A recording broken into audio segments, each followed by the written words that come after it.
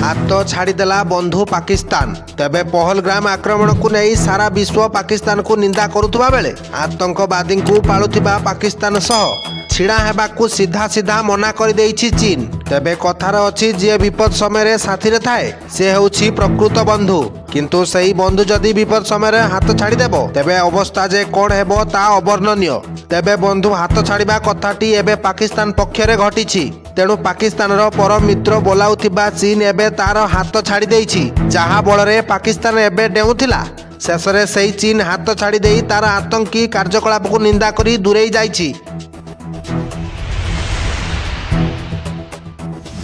राज्य में पुणी वर्षा संभावना आसंता 7 तारिख पर्यंत वर्षा हेबा नै अनुमान करा जाउछि। तेबे 24 घंटा मध्य 3 रु 5 डिग्री कमिबो दिनर तापमात्रा। आज मध्य प्रबल वर्षा हेबा नै 9 जिला को येलो वार्निंग जारी करिछि पाणीपाग केन्द्र। तेबे 3 दिन पर तापमात्रा 2 रु 4 डिग्री बढ़ी पारे। Report Odisha news.